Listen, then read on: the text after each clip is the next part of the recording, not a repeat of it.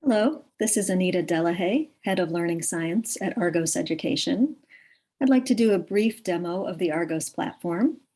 Launched in January of this year, January 2022, we now have over 2,000 users, faculty, teachers, students, and authors who are using the platform to teach and learn.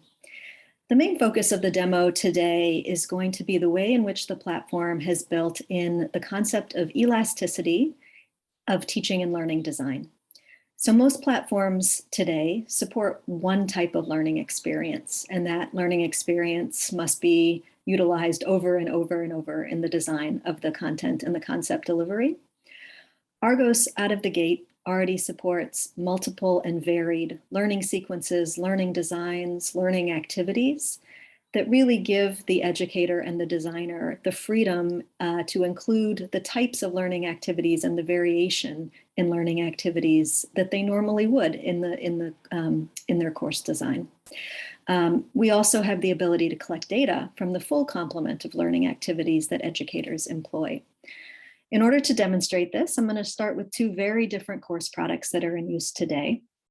The first one I'm going to show was built by an organization called InSpark at Arizona State University. It's a science lesson. And some of the features that you'll see as I begin the demo are a very immersive problem-based learning environment with many frequent opportunities to check students' understanding and provide them very targeted feedback. As I go, I'm also going to point out areas in which this particular design uses personalization and rules-based adaptivity to deepen the type of learning based upon the prior knowledge and the current understanding of students. So right off the bat, it's asking me that this lesson is embedded in a synchronous course when this is one of the asynchronous elements, and it's connecting me to some of the prior knowledge that I may have already heard about in that course. And right off the bat, you see some of the personalization here where it captures my answers and it displays them on the screen for me to compare to the concept that the learning designer or the educator wants me to get. Includes the learning objectives. You'll see that there's not much content on the screen, but there are key concepts included at each of these locations, key terms, and some compare and contrast.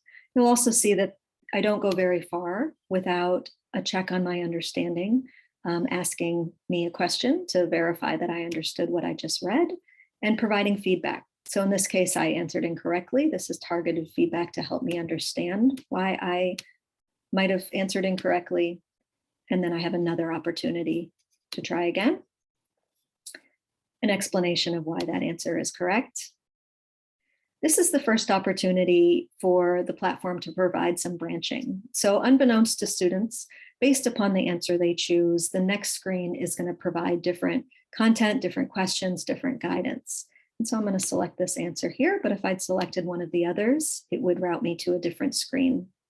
So it is restating again my hypothesis. It carries forward the answer that I selected, and it asks me a probing question to try to get at why I might have gotten that question wrong. And then it goes from there and gives me another attempt.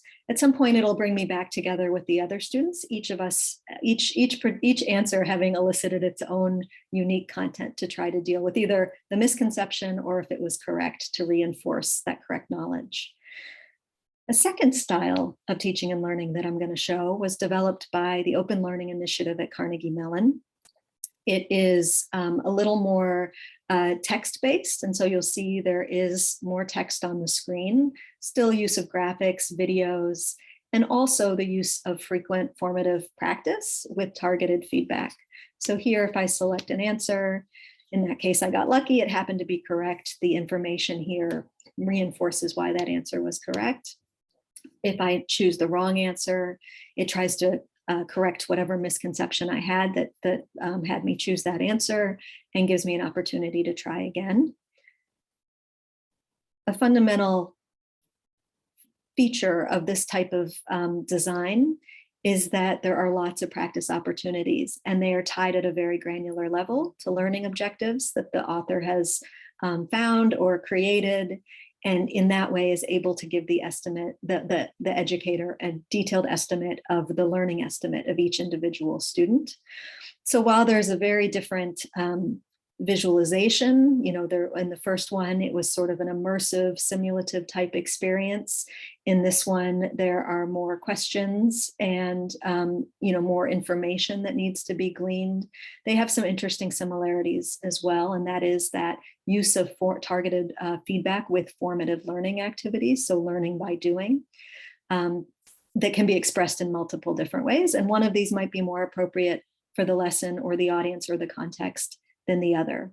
So just to leave you with some of the ways in which we want to continue to expand in this direction, we will be continuing to build out learning activity types. There are about a dozen now, but we will continue to build them out as the need for them arises. And we will also include an interesting feature, which is the ability to capture some in-class out of sort of the main homework material data. So in particular, using a clicker in your class, if you're familiar with the flipped learning model, which is very well supported and very frequently used, where homework is completed before the lesson, and then the typically lecture time is used to reinforce key concepts from the learning and to deal with any kind of questions or ill-learned material, misconceptions, if you will. And often a clicker is used to sort of gauge where the majority of students are having trouble. Those data could also be captured in the platform and integrated with the homework data to give a fuller picture of how the homework is supporting learning and how the in-class activities are supporting learning. Thank you.